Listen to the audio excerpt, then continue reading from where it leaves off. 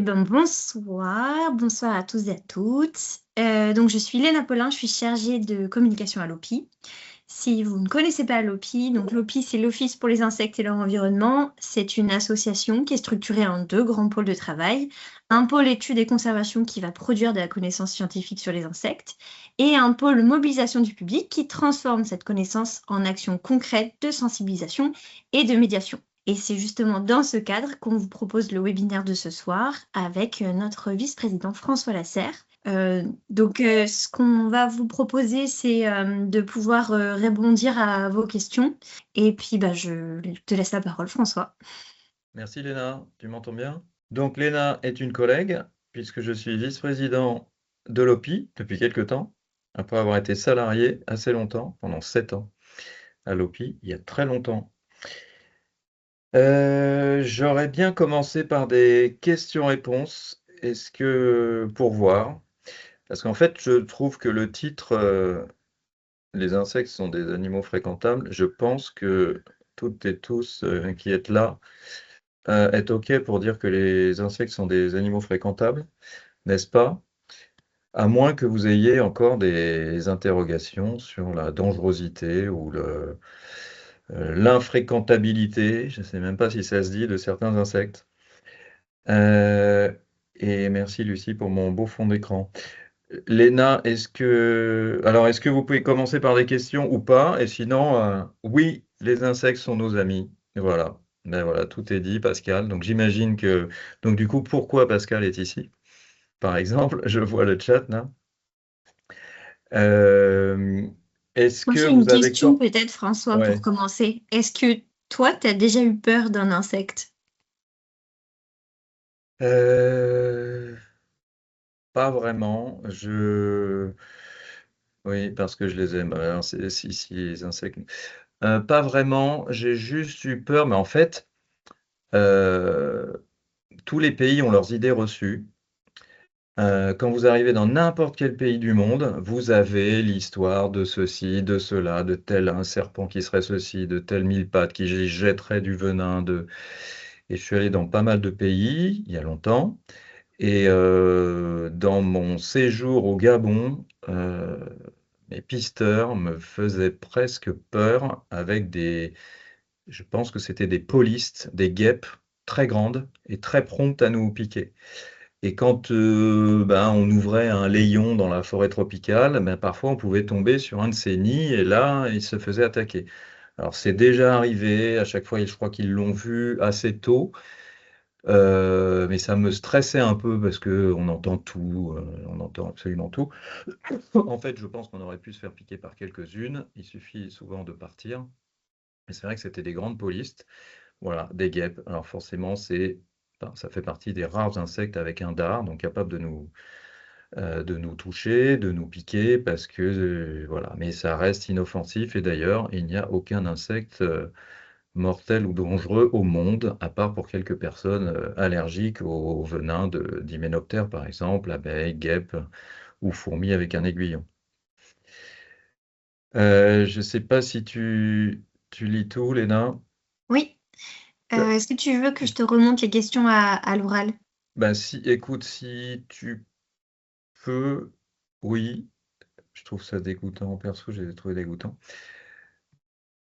Du coup, c'était des guêpes. Et c'est vrai qu'on me parle toujours des guêpes. Et hier, j'ai fait plein de conférences. Enfin, hier et avant-hier, j'ai fait différentes conférences et on va encore me parler des frelons. C'est vrai que c'est souvent les insectes qui peuvent nous piquer, qui pourraient nous piquer, mais qui nous piquent vraiment incroyablement rarement. Puisque la probabilité de se faire piquer par une guêpe ou un frelon, que ce soit un frelon d'Europe ou un frelon à pattes jaunes, je devrais dire une frelonne, parce qu'il n'y a que les filles, les femelles qui ont un dard, la probabilité est incroyablement faible quand on est en dehors du périmètre, du périmètre du nid de ces hyménoptères sociaux, les guêpes sociales.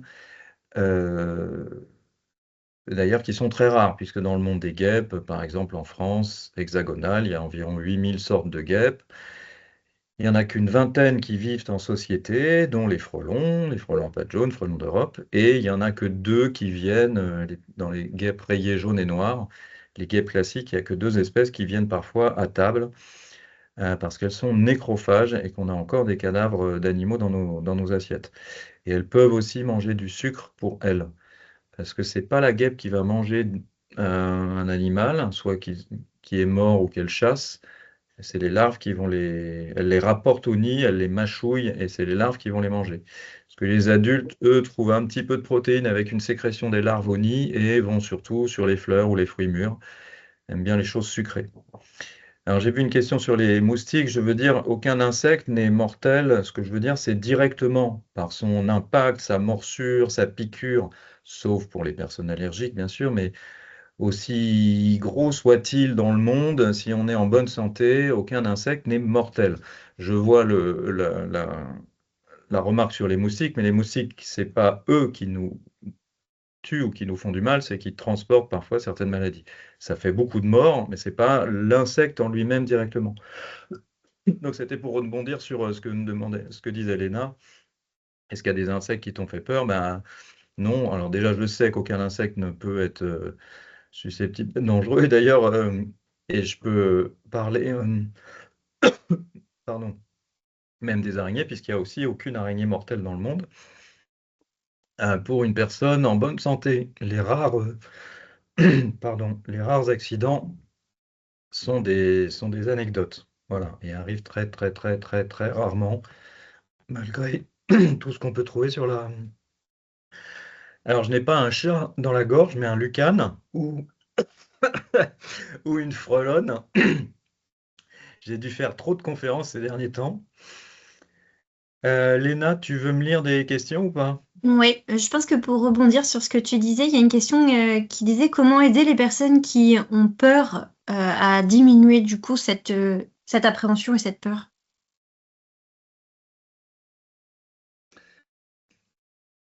Alors, il y a, pardon, vraiment, ça tombe mal. Il n'y a aucune solution miracle. Ma frelonne n'a pas de jaune. Voilà. Il n'y a aucune solution miracle puisque ça dépend du degré de peur.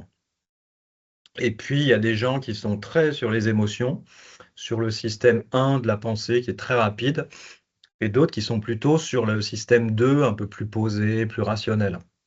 Donc, on ne peut pas parler de la même façon à différentes personnes. Et puis, il y a des degrés de stress. Donc, il y a des personnes pour qui la théorie va fonctionner. Vous leur racontez la vie des guêpes, vous leur dites que les guêpes en dehors du nid, environ à plus de 5 mètres, elles ne sont plus sur le mode je défends le nid, mais elles vont chercher de la nourriture pour leurs larves. Et j'ai même fait une vidéo où je touche des frelons pour montrer qu'en dehors du nid, ils ne sont pas du tout agressifs, ils sont inoffensifs.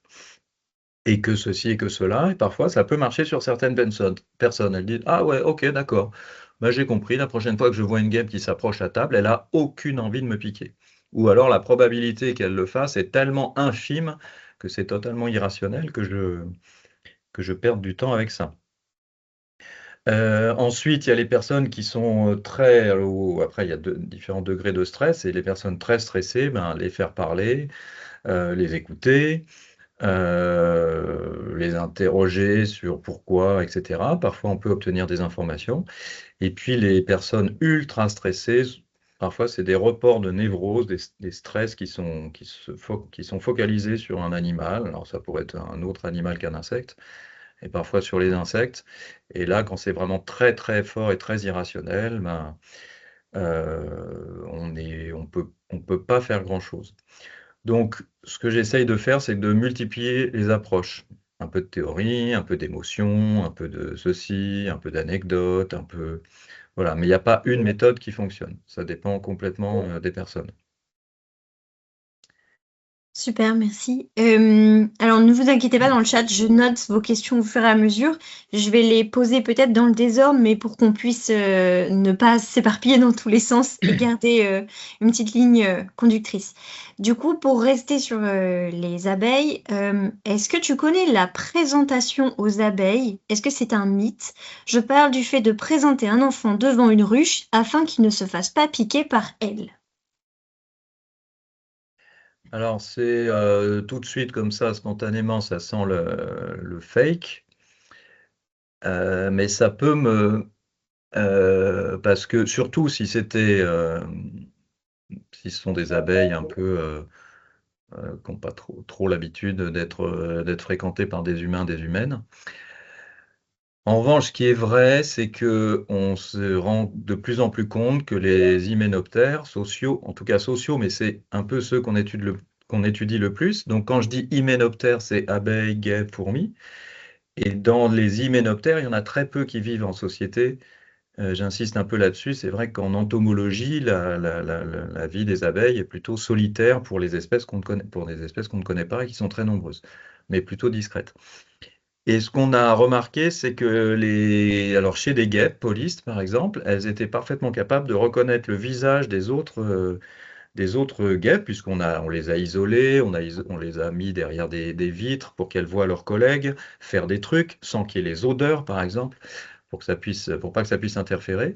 Et en fait, après, des guêpes au sein d'une colonie vont dire, ben, moi, je préfère aller vers celle-là, là, celle qui a le visage comme ça, parce qu'elle est plus sympa, et l'autre qui est très agressive, bah, je vais pas la fréquenter. Et donc, elles ont leur tête vraiment, elles reconnaissent les visages. Et on est en train de se rendre compte que les abeilles peuvent reconnaître les visages des apiculteurs ou apicultrices qui les exploitent. Elles vont pouvoir les intégrer, voilà, avec un peu d'habitude. En revanche, un enfant présenté comme ça une fois, voilà, je ne le ferai pas.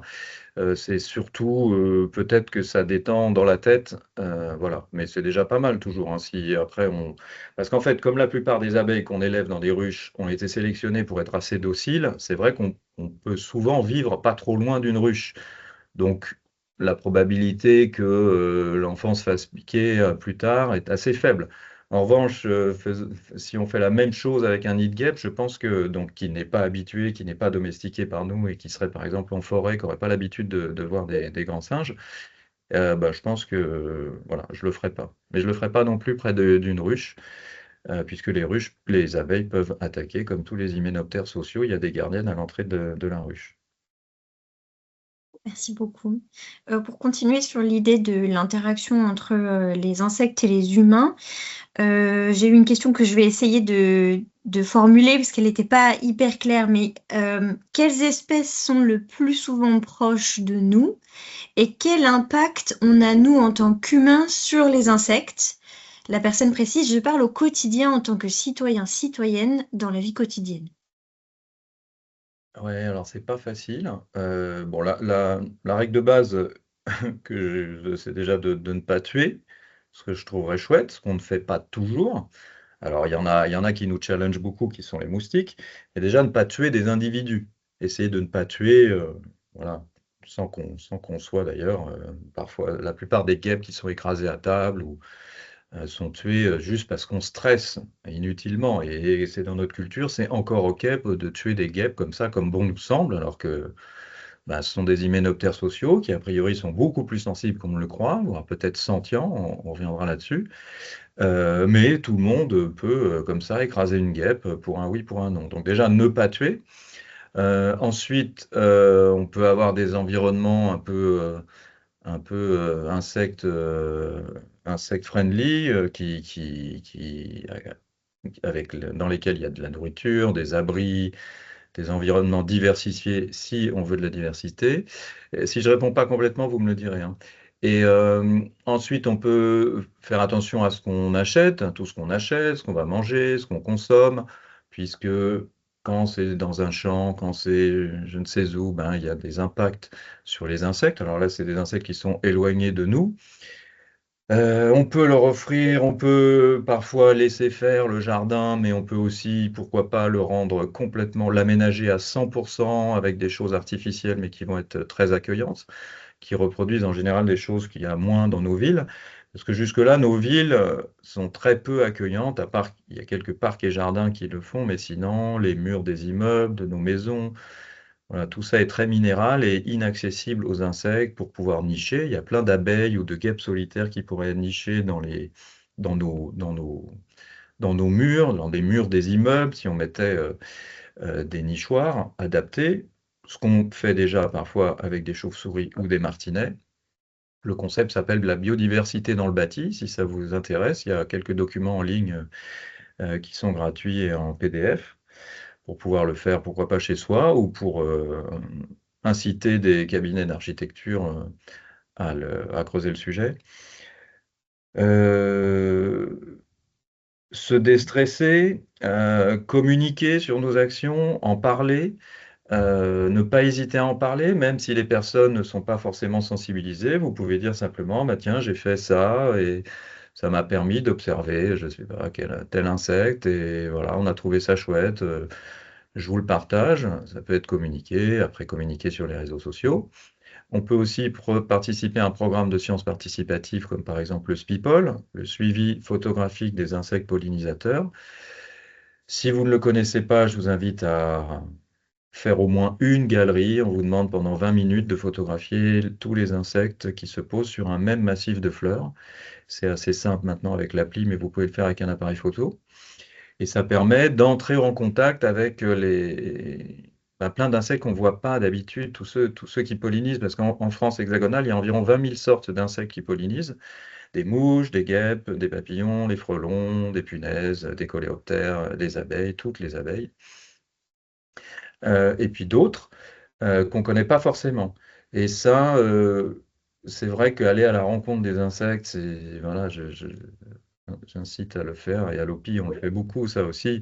C'est aller à la rencontre des insectes, aller les rencontrer. Posez-vous devant une fleur, prenez une loupe à la main, pas une boîte, s'il vous plaît, juste une loupe, ça suffit et vous verrez, quand on s'installe et qu'on ne bouge plus, il y a plein d'insectes qui viennent, qui se mettent à rebouger. C'est un peu comme quand on s'assoit dans une forêt. Au bout d'un moment, il y a les oiseaux et parfois quelques mammifères qui vous oublient, qui n'ont plus peur, qui vous voient plus, et du coup qui se remettent à vivre. Ben, c'est pareil quand on s'assoit dans l'herbe. Il y a plein d'insectes que quand vous arrivez, ils vont se cacher, ils vont partir, et puis au bout d'un moment, vous allez faire partie du décor, ils vont ressortir et être autour de vous. Et parfois, il suffit d'avoir une loupe à la main pour voir encore un peu mieux. Et on peut surtout, dans ces conditions-là, on peut les voir vivre leur vie. Une fois qu'ils vous ont oublié, ben, un bourdon, une bourdonne, je devrais dire, puisque c'est elle qui on voit butiner, voilà, vous allez la voir se laver, chercher avec sa grande langue, sa trompe, ou butiner, la voir percer une fleur parfois parce qu'elle triche. Les bourdonnes, parfois, elles trichent, elles percent la fleur en bas, ça leur évite d'aller par-dessus chercher du nectar, s'agripper, se laver, récolter le pollen, etc. Je m'arrête là pour savoir si j'ai à peu près répondu à la question. Oui, la même personne a rebondi. Elle disait, vous parlez de la biodiversité dans le bâti, mais cela a aussi un impact sur les espèces. Est-ce qu'elles ne risquent pas de devenir dépendantes à l'homme, comme par exemple des oiseaux qui sont nourris dans les jardins anglais? Ça a modifié les habitudes de migration de certains. Quel est votre point de vue sur ces impacts? Alors, quand je vois tout ce qui se dit sur le nourrissage des oiseaux, c'est un vrai sujet, l'interventionnisme. Moi, je ne suis pas du tout dérangé pour intervenir quand il s'agit du bien-être des autres. Avec nous, on intervient tous les jours. En fait, ce que je trouve pas très juste, c'est qu'on est toujours en train de dire ce qu'il faudrait faire avec les autres espèces, alors qu'avec nous, on fait complètement l'inverse. On intervient toute la journée, on se soigne, on a changé toutes nos habitudes, on a complètement bouleversé nos vies pour pouvoir être en bonne santé, dans le bien-être et plutôt heureux si possible, le plus longtemps possible sur Terre. Et je trouve que quand on sort de l'espèce et que là on dit ah ben non pour eux non il faudrait c'est la nature tout ça et en fait je trouve pas ça juste. Je trouve ça injuste. Donc, si on intervient et que ça va augmenter le bien-être, ça va apporter une vie un peu meilleure à certains non-humains, ben je ne vois pas le problème. Il ne s'agit pas d'intervenir à tout crin, j'en sais rien, mais en tout cas, juste qu'on soit bloqué avec cette idée de ne pas intervenir, je trouve ça, en fait, c'est pas très juste. Et toutes les personnes qui nous disent ça, et là, je n'avais pas arrêté de le voir à la sortie de l'hiver à propos des oiseaux, et tout le monde y va, du muséum à n'importe quelle assos, il y a des conseils, alors longs comme ça, voilà ce qu'il ne faut pas faire. Comme si déjà on savait ce qu'il fallait, ce qui était bon pour les autres ou non à leur place, en plus. Et surtout, on a fait tout l'inverse pour nous et on est les premiers à en bénéficier. Donc, moi, je suis parfaitement pour intervenir si ça permet de rendre la vie meilleure à certains non-humains. Le faire peut-être doucement, voilà. Et si les autres, et si des animaux changent leurs non-humains changent leurs habitudes, on n'a fait que ça avec nous. Bon, si après, à long terme, on se rend compte qu'ils vont tous être malades, pas bien, bon, ben non, ce serait une mauvaise idée. Mais je trouve ça, en fait, regardez, quand les gens nous parlent de ça, c'est vraiment, en fait, c'est toujours avec un peu ce concept de nature où il ne faudrait pas y toucher, la nature serait fantastique et c'est bien, alors que nous, on s'en est un peu extrait quand même. Alors, peut-être trop, c'est un gros sujet encore. Mais vous voyez, dès qu'on sort de notre espèce, et en fait, je trouve ça un peu spéciste, c'est un peu, c'est pas très juste, surtout. Et le spécisme, c'est quand la croyance arbitraire qu'il y aurait des hiérarchies entre les espèces, du coup, on ne pourrait pas intervenir pour les autres, par exemple. Ben, je trouve pas ça très juste quand on intervient tous les jours pour nous. Voilà. Donc, au moins, voilà. Si j'ai été clair, je vais m'arrêter là parce que c'est un gros sujet que j'aime beaucoup. Non, bah, c'est très Et, clair, merci beaucoup. voilà, ouais, et qui rejoint aussi celui des hôtels ou des abris insectes, mais vas-y, Euh, ouais. je te propose que j'ai pas mal de questions sur le même sujet, les frelons à pattes jaunes, mais aussi du coup ouvert aussi sur d'autres espèces envahissantes. Donc je te propose qu'on fasse un petit chapitre là-dessus. M'a été demandé un peu des questions donc, sur le frelon à pattes jaunes. Est-ce qu'il y a des études qui montrent ou non l'intérêt de les piéger? Comment est-ce qu'on les gère, la présence du frelon? Comment est-ce qu'on gère les nids? Est-ce qu'il y a des réglementations? Enfin voilà, un peu petit chapitre sur le frelon à pattes jaunes. Ok, alors sur les frelons à pattes jaunes, je préfère parler de lait. Ce sont des individus qui sont très nombreux. C'est pas. J'ai vu vite fait passer un truc sur l'interventionniste par Lune. J'ai pas lu, mais c'est un vrai beau sujet. Alors, les frelons à pattes jaunes sont français depuis 22 générations. Ils sont arrivés en 2004. Sauf que les animaux non humains n'ont jamais le droit du sol. J'y vais direct parce que c'est un vrai beau sujet pour moi. En France, les humains ont encore le droit du sol. C'est-à-dire, vous naissez en France, vous êtes français, française. Et les non-humains, pas du tout. Donc ça paraît complètement, moi ça me paraît pas du tout, ça me paraît tout à fait juste, ça me paraîtrait beaucoup plus juste de cesser de dire que les ragondins, les perruches, tout ce que vous voulez, les frelons ne seraient pas de chez nous, surtout quand ils sont installés et qu'on n'y peut plus rien. Et c'est le cas des frelons à pattes jaunes. Donc les frelons à pattes jaunes sont arrivés en 2004, leur arrière-arrière, je dois le faire 22 fois grand-mère, est arrivé en 2004 et effectivement, il a le profil type de l'espèce exotique envahissante. Donc quand on dit espèce exotique envahissante, c'est pour le décrire. Donc ça veut dire l'espèce, c'est-à-dire on dit que tous les membres de l'espèce. Ça c'est important, parce que c'est pas forcément intuitif, mais quand vous dites l'espèce, c'est une espèce exotique envahissante, c'est-à-dire que on va considérer tous les membres, 100% des membres de votre espèce comme des indésirables à tuer. Alors que, alors il y a beaucoup de frelons qui attaquent des abeilles domestiques, qu'on préfère exploiter nous, je vais revenir là-dessus, mais il y a aussi des frelons à pattes jaunes qui vivent dans la forêt et qui n'embêtent personne. Mais comme leur espèce est déclarée espèce exotique envahissante, on peut les tuer, voilà, c'est comme avec les renards quand ils sont classés ésode, tous les renards vont être tués, même s'ils n'ont pas mangé de poule. Donc c'est totalement injuste. Ensuite, exotique, ça veut dire étrangère. C'est un terme biologique, on dit plutôt exotique qu'étrangère. Et envahissante, c'est parce que, en fait, en gros, envahissante, c'est parce qu'elle nous embête.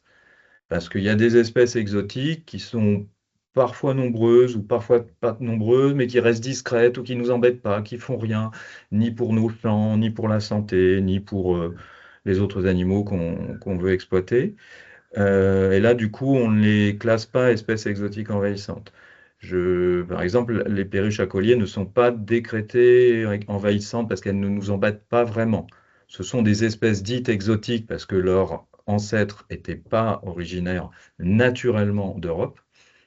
Voilà, mais envahissantes. Et en fait, les frelons à pattes jaunes, le sujet frelon à pattes jaunes pourrait s'arrêter en disant s'il s'était attaqué aux moustiques tigres, qu'est-ce qu'on ferait? Évidemment qu'on laisserait les nids. On serait très content d'avoir des prédateurs de moustiques tigres. Imaginez si les frelons à pattes jaunes ne mangeaient que des moustiques tigres, on les laisserait tranquilles. On les laisserait tranquilles pourquoi? Parce que dans l'ensemble, quand on est loin du nid, ils sont inoffensifs. On vivait déjà avec des frelons jaunes et noirs, qui étaient d'ailleurs aussi originaires d'Asie, mais ils sont venus tout seuls avec leurs petites ailes.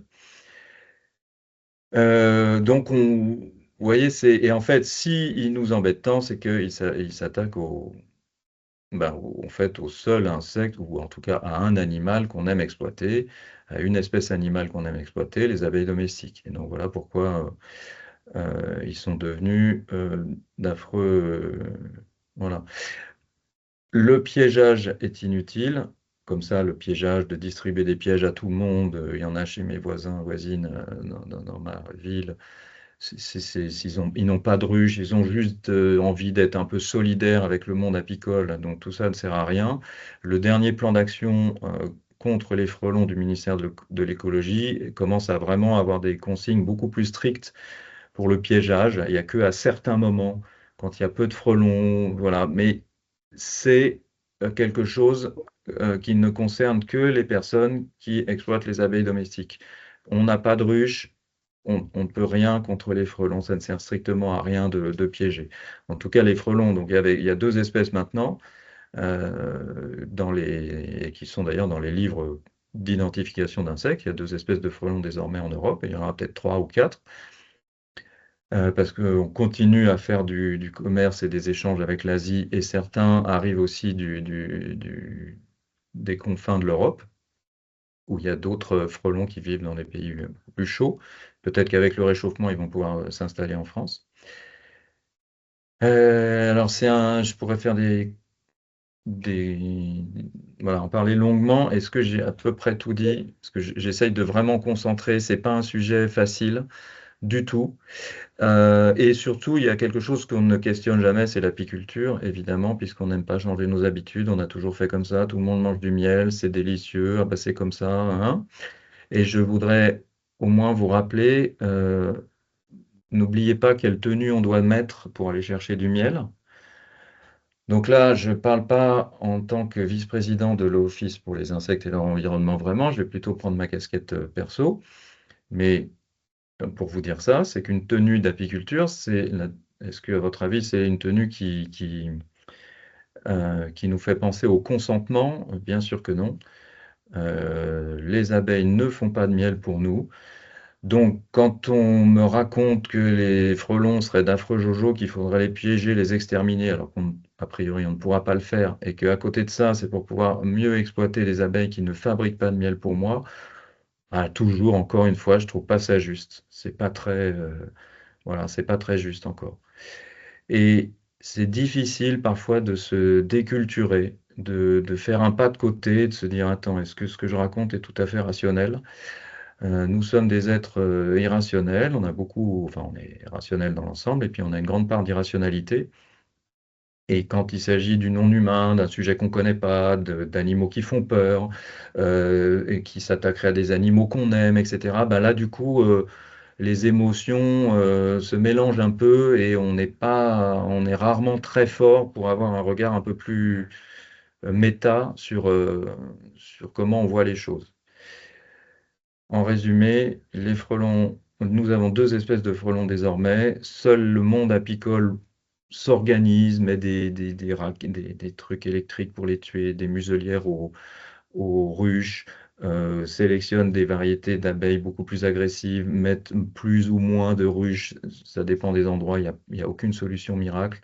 Mettre des pièges très sélectifs, il y a très peu de marques de pièges très sélectifs. Même ceux qu'on nous a vendus comme sélectifs, ils capturaient même des abeilles domestiques d'ailleurs. Et puis des millions de millions d'autres insectes, de mouches, de tout ce qu'on veut, qui n'avaient rien demandé. Voilà. Et le piégeage, c'est à laisser aux professionnels des abeilles. Gros et beau Merci. sujet, hein. Justement, je vais te relancer. Tu vas peut-être répéter, mais je pense que ça peut être intéressant. Du coup, que peut-on faire face aux espèces d'insectes envahissantes? qui pourrait du coup supplanter les espèces indigènes et nuire à la biodiversité. Il y a une personne qui faisait référence aux coccinelles asiatiques. Est-ce qu'on devrait, est-ce qu'on devrait considérer ça comme une nouvelle norme de la nature et laisser les choses suivre leur cours? Bah, ce qui est tout à fait drôle dans ce dossier-là, c'est que c'est un membre de l'espèce Homo sapiens qui pose la question. Et ça, c'est quand même étonnant. On se met jamais, c'est-à-dire qu'on est hyper fort pour avoir peur ou pour juger les autres, alors qu'on a fait exactement tout ce qu'on voudrait pas, mais pour nous. Et nous sommes la plus grande espèce exotique envahissante. Enfin, je dis exotique parce qu'on arrive tous d'Afrique, toutes et tous.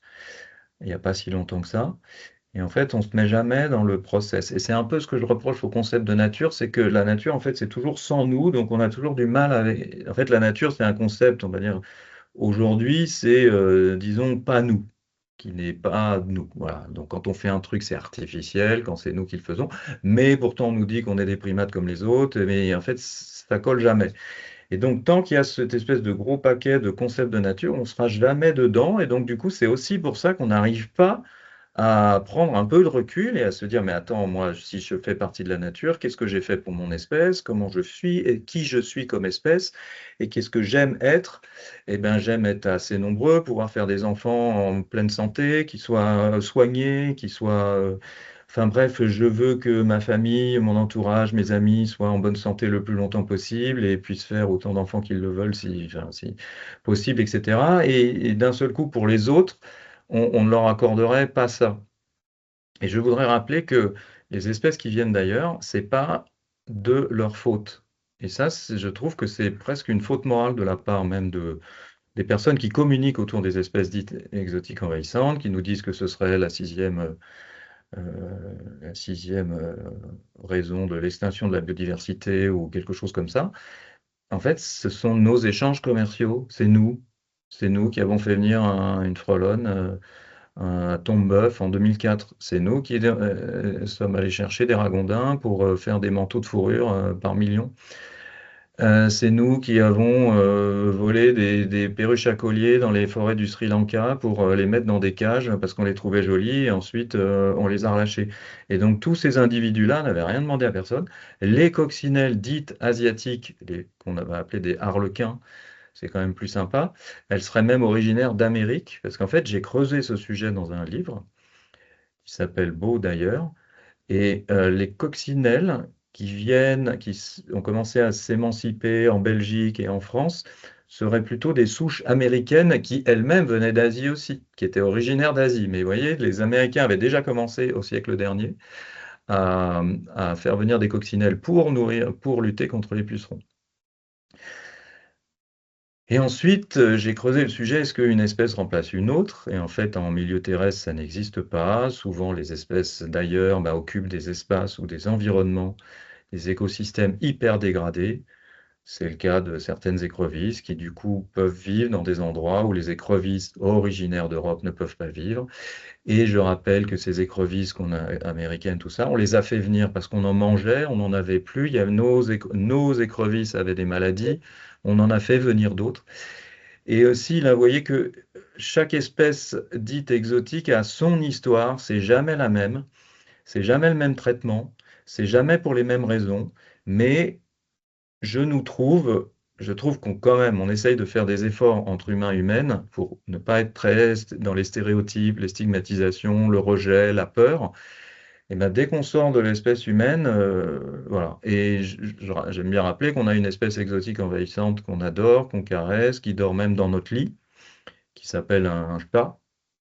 Ils sont originaires des déserts d'Égypte et du Moyen-Orient, ils sont tous originaires des chats gantés, qui vivent toujours là-bas, les- l'espèce sauvage, et ils s'émancipent, ils vont dans les jardins, ils sont partout, on les nourrit, on n'a plus le droit de les tuer depuis 1987.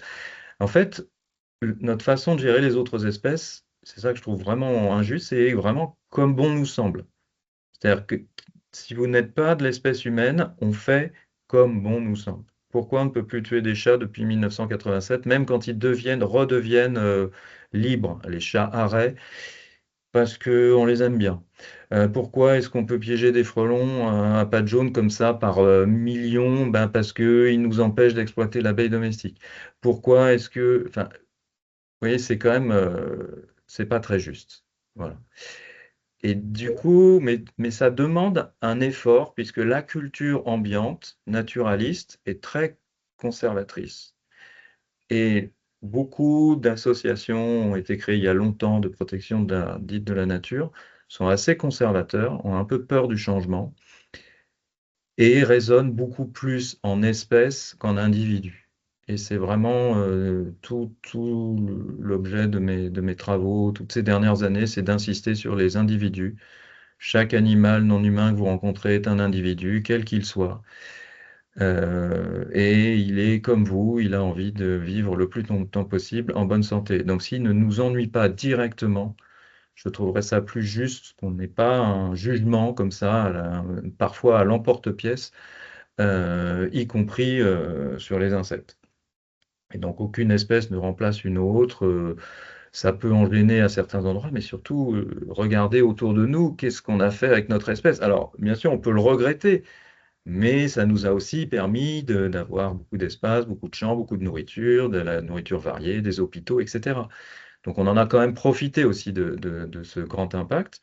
Et regardez ce qu'on fait avec nous, et bien voilà, c'est vraiment les mots, j'aurais envie qu'il y ait au moins quand les animaux ressentent le monde comme nous, quand ils sont sentients comme des ragondins, des perruches, des rats sur muleaux, au moins qu'on ait une égalité de considération sur la thématique du bien-être, puisqu'ils peuvent souffrir. Et certains insectes ont l'air d'être beaucoup plus sensibles qu'on ne le croit. Certains auteurs, autrices disent même que les bourdons, les abeilles sociales, les bourdons sont des abeilles sociales, bah, sont sentients et donc voient le monde à la première personne, ont un intérêt à vivre, vivent leur vie de façon subjective et à la première personne, ressentent la douleur physique, psychique, etc. Donc une des solutions, c'est que j'aime bien valoriser, c'est individualiser-les, en tout cas les grands animaux, au moins, puisque la plupart d'entre eux voient le monde comme vous et ont envie qu'on les laisse tranquilles. Et a priori, des hyménoptères sociaux comme les abeilles ou les frelons, puisque les frelons sont des cousins des abeilles, sont des hyménoptères sociaux, seraient aussi, en tout cas, beaucoup plus sensibles qu'on ne le croit et ont des émotions. C'est pas facile tout ça parce que les personnes qui donnent le là autour de nos relations avec les animaux, en tout cas les libres, ce que j'appelle libres les sauvages, ce sont des gens qui sont un peu conservateurs dans leur approche, qui veulent conserver des espèces et qui sont moins à considérer les individus. Ce qui est le moins le cas chez les animalistes qui s'occupent aussi des animaux captifs, domestiques, parce que ben, voilà, elles et eux se moquent complètement de savoir à quelle espèce vous appartenez. Et puis quand j'entends parler de déséquilibre des écosystèmes, donc je rigole quand c'est Homo sapiens qui me pose la question, quel équilibre ou de quoi parlons-nous quand on survole la France déjà? Il n'y a pas d'équilibre dans les écosystèmes, mais on a toujours peur que ça change et que ça nous empêche d'en tirer profit souvent. Donc, si des insectes s'attaquent aux arbres, ben, c'est parce qu'on va avoir moins de bois. Et du coup, on va avoir moins de bois, donc ça nous inquiète. Et ce qui est tout à fait légitime. Et c'est souvent très anthropocentré, en fait, la façon dont on voit les autres animaux, elle est très anthropocentrée. Et puis, on a souvent nos têtes. Et alors, quand notre tête, la tête qui nous revient pas, c'est une espèce dans son ensemble, dans son entièreté, ben, ça veut dire des millions d'individus. Et je trouve ça pas très juste. Tu peux me couper les nains si... Ben, justement, j'en profite pour te poser une question. La question était posée, qu'est-ce que tu entends par insecte sentient? Est-ce que tu pourrais définir et donner une petite explication sur ce terme? Avec grand plaisir. Euh, déjà, ouais, parce qu'en fait, jusque-là, on disait, bon, pour les insectes, bon, il y a quand même un petit bout de temps, mais c'était des petits robots qui agissaient que par réflexe. On a pensé ça aussi, mais je crois que c'est même pas sûr. Descartes ne le pensait pas non plus.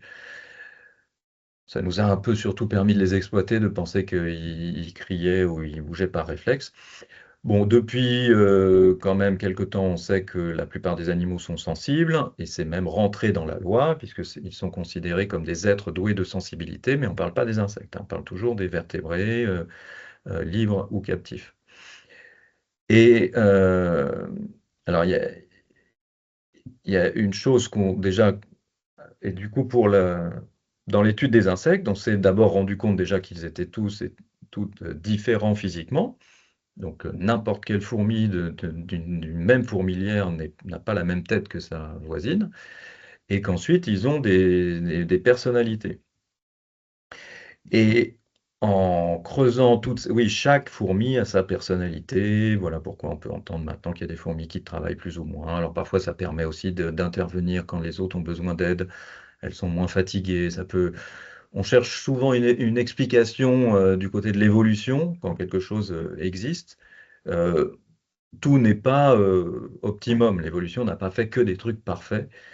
Euh, Au contraire, je vous invite à lire d'ailleurs le dernier livre de Guillaume Lecointre qui montre tout ce qui est bof dans la nature ou dans les autres animaux, et que si le monde était parfait, ça n'arriverait pas comme ça, quoi. Et il a listé plein de choses, c'est vraiment très intéressant pour désacraliser aussi un peu parfois une vision un peu idéaliste de ce qui nous entoure. Donc les insectes sont des individus physiquement et mentalement, et on se rend de plus en plus compte que, ils ont des émotions, ils ressentent la douleur physique et morale. Donc physique, on les voit, si on leur fait mal, eh ben, on va voir qu'ils vont se toucher par exemple longtemps à l'endroit où on leur a fait mal. Alors il y a quelques individus à qui on a fait mal. Et puis, on peut les mettre dans des situations. Alors, on ne l'a pas fait avec beaucoup d'insectes, mais beaucoup de personnes travaillent sur les bourdons, qui sont des abeilles sociales, qui sont qui sont assez souples, qui sont assez faciles à élever, notamment les membres de l'espèce bourdon terrestre, souvent.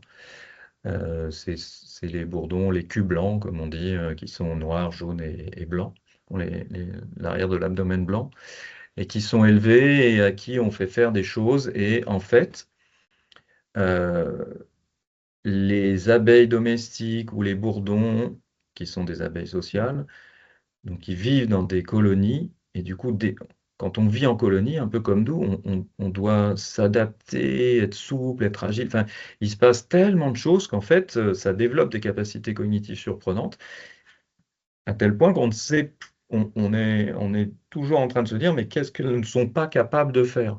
C'est-à-dire qu'on leur fait passer plein de tests, et à chaque fois, elles le passent assez haut la main.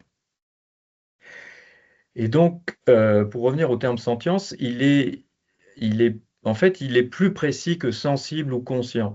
Quand on est sensible à la lumière, un portable est sensible. Une feuille est sensible à la lumière, parfois même des feuilles se rétractent. Un thermomètre est sensible.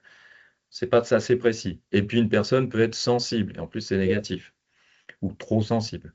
Et puis conscient, il y a différents degrés de conscience, je ne vais pas rentrer là-dedans, mais voilà. Et du coup, euh, on a un peu identifié, c'est un peu, disons, presque une espèce de sous-espèce de la conscience, c'est la sentience, qui est un peu le siège du bien-être. Et la sentience, c'est être comme nous, en fait. C'est-à-dire se lever le matin, savoir qu'on est Léna ou François, avoir une vision subjective de sa vie, faire des choix, ne pas faire les mêmes que les autres. Donc Léna et moi, on va pas faire la même chose pendant une journée, on va pas voir les choses de la même façon.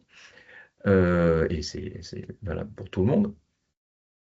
On ressent la douleur, on veut l'éviter, une douleur physique et morale.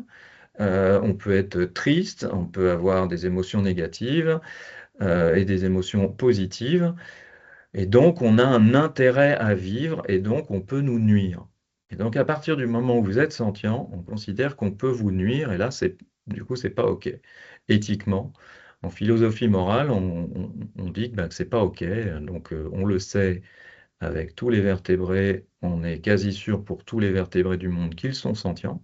La moindre tortue, le moindre serpent, tous les oiseaux, les vertébrés, etc., sont des individus uniques qui ressentent le monde un peu à notre façon, et en tout cas qui peuvent souffrir. Et les insectes, notamment les abeilles sociales, qu'on étudie un peu plus que les autres, ben, commencent à cocher plein de cases. Et ceux qui ont coché le plus de cases jusqu'à présent, parmi les insectes, parce qu'en fait, il y a très peu de gens qui travaillent là-dessus, c'est les blattes et les mouches adultes. Et donc certaines, voilà, peuvent quasiment dire qu'une blatte adulte ou qu'une mouche adulte, parce que les mouches, quand elles sont jeunes, les larves, ce sont des asticots, c'est pas encore pareil, puis c'est pas étudié de la même façon. Eh bien, les blattes ou les mouches adultes seraient sentientes, et a priori les abeilles, mais il n'y a pas encore assez de données pour ça. Et donc, on coche des critères. En fait, on les compare à nous d'un point de vue neurophysiologique. Est-ce qu'elles ont un cerveau? Est-ce qu'elles ont des nocicepteurs qui captent la douleur? Est-ce que c'est relié au cerveau? Ensuite, on les compare, enfin, on étudie leur comportement. Donc, c'est l'éthologie. Donc, il y a la neurophysiologie, il y a l'éthologie. Les personnes qui connaissent bien les rats voient très bien quand un rat est triste, boude, énervé, tout ça. Et les spécialistes des bourdons, par exemple, voient très bien quel caractère et comment va se comporter un bourdon. Donc ça, c'est l'éthologie. Puis après, on peut s'aider avec l'évolution et les branches, la taxonomie, savoir si dans la branche de ces animaux, il y a des sentients ou non. Et du coup, voilà. Mais a priori, la sentience serait plutôt apparue dans divers groupes, plutôt chez les êtres mobiles, parce que être immobile et souffrir, c'est vraiment un truc complètement inutile. Un arbre qui se fait croquer toute la journée par des chenilles, des chevreuils ou qui que ce soit, s'il devait souffrir, ce serait, voilà, puis il n'y a pas de cerveau, il n'y a pas. J'en ai parlé avec ma copine spécialiste des arbres, de tout ça. Et effectivement, c'est pas les arbres ressentent des choses beaucoup plus qu'on ne le pensait, mais c'est pas du domaine de la sentience, c'est pas de ce registre-là. Donc a priori, la sentience est plutôt arrivée chez des êtres mobiles. Et donc, ça a dépassé les vertébrés, c'est allé chez les non-vertébrés. Il y a des poulpes. Les poulpes sont sentientes. Les sèches seraient sentientes. On a du mal à trouver la limite chez les animaux mobiles. Les grands crustacés sont sentients. Les grands crustacés sont des cousins très proches des insectes. Et les insectes commencent à cocher beaucoup de cases, parfois de façon très très nette. Je parle. J'enchaîne avec une question. Comme il reste peu de temps, je te propose qu'on fasse un petit en vrac. Donc là, il y aura plus trop de suivi, mais je me dis que ça peut être intéressant. Donc c'est peut-être une question étrange, mais niveau anatomie et ressenti, on en parlait avec la sentience, est-ce que les insectes qu'on voit parfois en nombre l'été sur les routes, je pense à certaines sauterelles dans le sud de la France, peuvent se brûler les pattes sur le bitume trop chaud? Oui. Tous les insectes ne sont pas habitués à vivre dans des environnements très très chauds. Donc il y en a dans les déserts de sable et qui sont parfaitement habitués. Et encore, il y a je crois que c'est des fourmis qui courent très très vite parce que le sable est très très chaud et du coup ça leur permet d'être moins brûlés. Et oui, ça peut, si c'est bien plus chaud que la moyenne de ces derniers millénaires, oui, ils pourraient se brûler. Est-ce que les insectes migrent et est-ce qu'il existe des couloirs de migration comme pour les oiseaux et les chauves-souris? Oui, c'est à peu près les mêmes. Et d'ailleurs, les observateurs d'oiseaux, les ornithologues peuvent parfois dire, ah ben tiens, voilà, là, il y a les vulcains ou les belles dames qui passent aux mêmes endroits, parce qu'ils vont prendre les mêmes repères. Donc il y a là, par exemple, la ligne atlantique, le couloir du Rhône, et aussi parce que les insectes font un peu comme les oiseaux, ils peuvent lire le champ magnétique, voir les reliefs. Et il y a différentes façons de migrer. Il y en a qui vont migrer très bas, ça leur permet d'éviter les vents dominants. Ils vont raser le relief. D'autres vont voler très haut pour être portés justement par des grands vents dominants.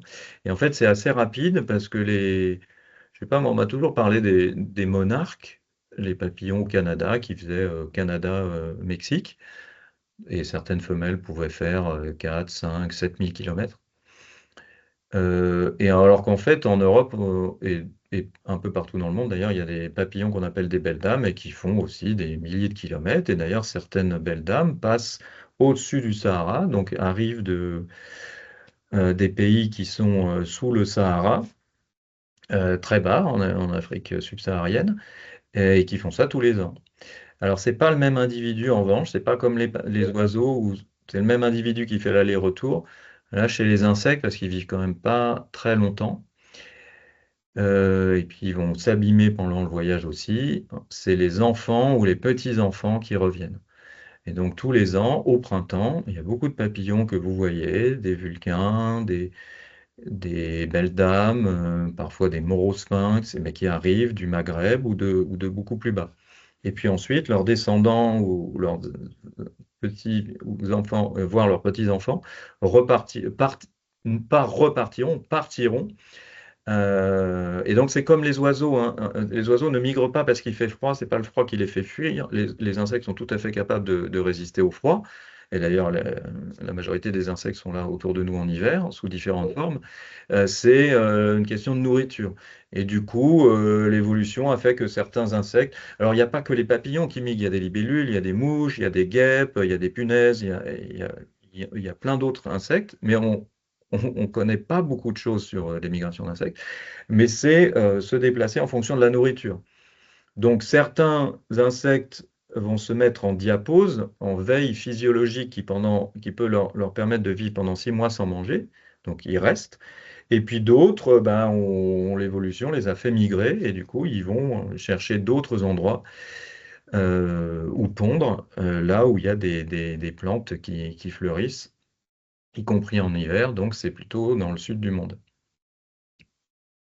Super, merci. Encore un autre registre. Hum, Est-ce que tu peux nous dire ce que tu penses des élevages perso d'insectes et d'araignées? Et c'est Léna qui me pose la question.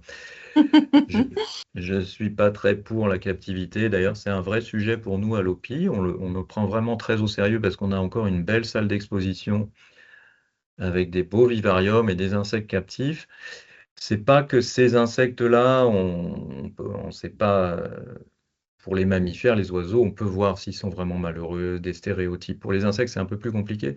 Mais c'est surtout que, en tout cas pour certaines d'entre nous, ça entretient l'idée qu'on peut enfermer les animaux non humains et en faire un peu ce qu'on veut.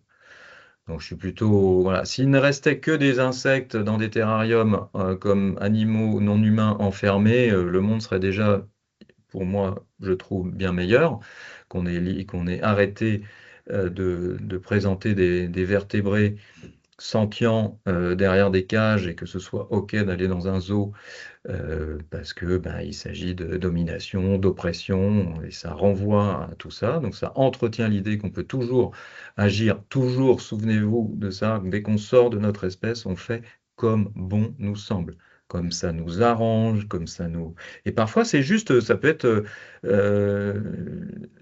voyez, ça nous arrange parfois d'avoir des espèces, on ne sait pas vraiment pourquoi, mais du coup, si certaines sont, on les veut pas, enfin, parfois c'est vraiment pour des raisons irrationnelles, y compris chez des écologues ou des naturalistes. Donc je suis plutôt pas pour, et en tout cas, par exemple, en sortie, une sortie de découverte, je n'utilise plus de boîte parce qu'en fait, en plus, on observe un insecte en train d'essayer de sortir de sa boîte. Donc, quand ils sont dans un vivarium depuis longtemps, ils sont habitués, on ne les voit pas coller contre les vitres en essayant de voler. Et quand vous mettez une guêpe, un frelon, une abeille dans une boîte, ben, on voit son comportement en train de partir.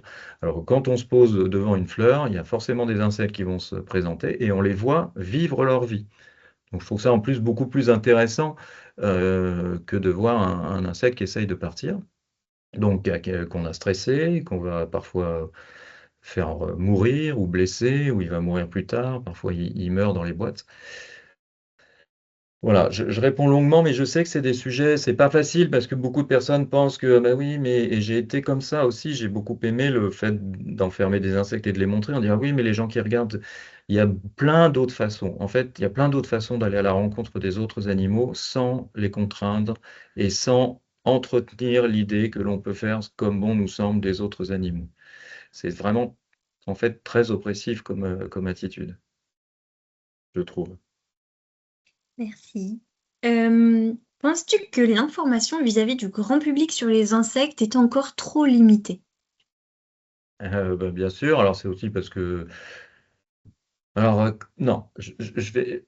Oui, bien. Alors, hein, oui, mais comme vous voyez la couleur de mes cheveux, ça fait longtemps que je travaille sur les concepts des insectes et j'ai jamais cru que les journalistes frapperaient autant à ma porte ou à la porte de l'OPI un jour. Ça n'arrivait jamais, donc on s'en préoccupe bien sûr. Mais évidemment, c'est jamais assez pour nous. Mais c'est logique, parce que j'aurais pu commencer là ce webinaire en vous disant que c'était des animaux qui sont petits, qui sont parfois stigmatisés, certains d'entre eux nous embêtent. Et donc si on ne cherche pas à creuser, ben, c'est compliqué d'être en empathie vis-à-vis de ces animaux. J'aime bien l'expérience de penser, imaginez si les insectes étaient grands comme ça, grands comme des oiseaux, moyens comme des rats, tout ça. Déjà, on les verrait, ce serait plus tout à fait pareil, ce serait plus compliqué de les tuer pour un oui, pour un non. Et on pourrait les voir un peu interagir, voir ben voilà, que ce sont des animaux. D'ailleurs, j'aime bien quand je demande aux enfants est-ce que les insectes sont des animaux, ils me répondent non. Je dis bah alors c'est quoi? C'est des insectes. Donc j'aime bien mettre le mot animaux sur les insectes parce que ce sont des petits animaux. Donc voilà, jamais assez, mais quand même plus qu'avant pour essayer d'être positif.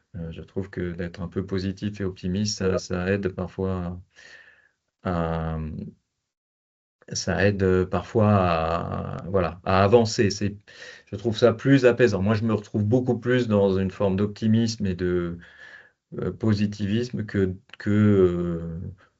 voilà, je trouve que je communique mieux maintenant, j'accueille plus comment les gens les considèrent, parce que c'est difficile quand on s'intéresse aux insectes, qu'on les aime, qu'on les adore, tout ça, on est vraiment fan, et c'est le cas par exemple de Léna et moi, on est totalement fan des insectes, quels qu'ils soient, on les trouve sublimes, on est complètement ébahi par leurs différentes mœurs, leur façon de vivre, tout ce qu'ils ont. Et de voir qu'en fait, on n'est que, je ne sais pas combien de pourcents de la population comme nous, ben, parfois, voilà, ça peut être compliqué. Donc, j'essaye de voir ce qui change et je vois que les choses ont vraiment changé depuis très longtemps. Depuis quand j'ai commencé à l'OPI, c'était en 98, ben, on était un peu seul. Il y avait eu Microcosmos en 87, le film Microcosmos, qui avait fait beaucoup avancer la cause. On a un peu récupéré ça à l'OPI, l'aura de ce film. Mais en tout cas, on n'a jamais autant parlé d'insectes qu'aujourd'hui, si je parle de ma vie, en tout cas sur Terre. Trop bien, merci beaucoup. Et je confirme, effectivement, je pense que on partage cette grande passion. Avant-dernière question, est-ce que tu connais les livres Souvenirs d'entomologie? Et est-ce que tu les as lus? De Jean-Henri Fabre. Alors, je les ai pas lus de A à Z, mais je les ai lus, je les ai picorés. Et il y a un truc que j'adorais faire, c'est euh, une animation nature. Je lisais, je l'avais mis dans un de mes premiers livres qui s'appelle Jeux d'insectes, où on prend un texte qui décrit un insecte, mais à chaque fois qu'il y a le nom de l'insecte, on fait bip, enfin on le donne pas. Et la personne qui nous entend doit deviner de quel insecte on parle. Et je prends les textes de Jean-Henri Fabre, qui était quasiment poète, et donc il décrit les faits, la vie d'abeilles calicodomes, de menthes religieuses et tout, et je faisais l'insecte mystère avec ces textes. Et voilà, c'est complètement étonnant la façon qu'il avait parce qu'à la fois il faisait de l'éthologie, de la biologie et une espèce de style littéraire incroyable. Donc, vous pouvez juste prendre un chapitre, un animal, les bousiers, de Jean-Henri Fabre, un souvenir entomologique. C'est peut-être, bon, il n'y a rien à faire forcément dans sa vie, mais c'est peut-être à faire au moins une fois, au moins un chapitre. Top. Et bah voilà, dernière question que je vais te poser. Est-ce que tu as un mot de la fin, quelque chose que tu aimerais nous partager, une recommandation ou une anecdote? Oui, je viens de voir passer comment on peut se reproduire jeu d'insectes. Vous me MP sur les réseaux ou avec mon mail sur mon site. Une anecdote. euh, Ben, j'allais dire que une anecdote. En fait, je trouve que les temps changent vraiment beaucoup parce que j'ai une approche beaucoup plus tournée sur les individus depuis quelques années, ce qui est très différent d'une approche centrée sur les espèces. Et je trouve que c'est beaucoup mieux reçu. Les gens sont vraiment prêts à entendre ça. Et du coup, toute cette violence qu'on a apportée aux animaux non humains, et maintenant jusqu'aux insectes qui sont un peu moins nombreux et qu'on continue un peu à exploiter. On n'a pas parlé de l'entomophagie, mais bon, c'est en train de se casser la figure, donc le fait de manger des insectes. Et du coup, ben, j'ai fait des choses absolument étonnantes. Je parle des espèces exotiques envahissantes à des conservateurs, conservatrices d'espaces naturels, et ils sont tout à fait ouverts au sujet. Je parle des frelons à pattes jaunes avec des personnes, des apiculteurs et des apicultrices. Eh bien, ils sont ouverts et me remercient. Et du coup, tout ça, je trouve ça absolument réjouissant. Et l'anecdote, non, ce que je voudrais dire, c'est que je suis à la fois, je pense comme Léna, plein d'émotions quand je suis à la rencontre des animaux non humains, donc quels qu'ils soient, et je me suis spécialisé dans les insectes, mais tous les animaux non humains m'ont toujours fasciné. J'ai toujours été curieux en fait des autres, des cultures des autres. Et donc j'ai eu un rapport avec les insectes, un premier rapport vraiment sur le registre des émotions. Rencontre, je rencontrais une petite personne non humaine, un phasme, une menthe religieuse, je la voyais vivre, je la laissais, je les ai toujours considérés. Euh, et la science, l'éthologie, les neurosciences, les philosophes morales, les personnes qui bossent dans l'éthique, les éthéticiens et, euh, et éthéticiennes, sont en train de nous dire que en quelque sorte qu'on peut continuer à être enfin que nos émotions rejoignent la raison, c'est-à-dire qu'en effet, ce sont des êtres pleins d'émotions, de vie intérieure, d'envie de vivre, de subjectivité. Et donc, ça me permet de prolonger ce rapport que j'ai avec les animaux non humains, qui est vraiment très euh, humain, j'ai envie de dire. Voilà, j'ai beaucoup d'humanisme pour les non-humains. Eh bien, la science nous le dit. Il y a eu un appel de New York en 2024 qui a dit, voilà, avec tout ce qu'on sait sur les autres animaux, dont les insectes, les mollusques, les poulpes et les grands crustacés, on peut plus se comporter avec les autres animaux comme on le faisait. Et donc, la science a rejoint mes émotions et je trouve ça absolument fabuleux parce que je, plus ou moins comme tout le monde, mais j'ai beaucoup d'émotions en moi. J'ai toujours plein d'émotions de plein de choses et je suis un grand rationaliste. J'aime beaucoup la science et la raison, la pensée méthodique. Et bien tout ça se rejoint et je peux continuer à avoir des relations absolument fantastiques avec tous les non-humains, dont les insectes. Un grand merci, en tout cas, François. Bon, allez, une dernière question parce que je pense qu'elle est intéressante. Où est-ce qu'on peut te retrouver? Ben, sur tous les réseaux sociaux, je m'appelle François Lasserre. Je fais des livres, des conférences et j'essaye de communiquer plus ou moins. Je suis moins fort que Léna quand même. Léna est née dans cette communication digitale, mais j'essaye quand même d'annoncer les endroits où je vais faire des conférences, etc. Et là, je suis vraiment très fier. Je suis allé dans 2 prisons hier et avant-hier dans le cadre de la Fête de la Nature parce qu'il y a un partenariat. Et j'ai rencontré un public complètement incroyable. Bon, là, c'était privé, c'était en prison. Mais souvent, mes conférences sont ouvertes et puis je reste, enfin voilà, je suis tout à fait disponible sur n'importe quel réseau social ou par mail. Et avec grand plaisir, ou en tout cas, si vous avez des questions ou n'importe quoi, je peux vous orienter vers les personnes spécialisées à l'OPI ou ailleurs, avec grand plaisir. Eh ben, un grand merci. C'est toujours passionnant de t'écouter. On a envie de faire encore 2 heures de webinaire et j'ai vu plusieurs réactions dans ce sens aussi. Donc, je suis pas la seule. Merci beaucoup. Merci à tous aussi d'avoir suivi ce webinaire. Pour info, si vous voulez aussi le revisionner, il sera disponible sur notre chaîne YouTube qui s'appelle OPI TV, que vous pouvez retrouver facilement donc en tapant OPI, O-P-I-E et TV, T-I-V-I.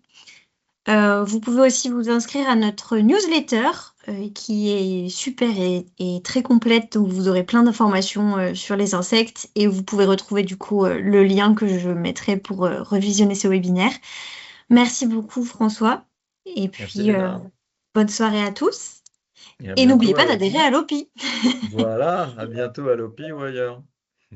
Merci, bonne soirée. Au revoir tout le monde.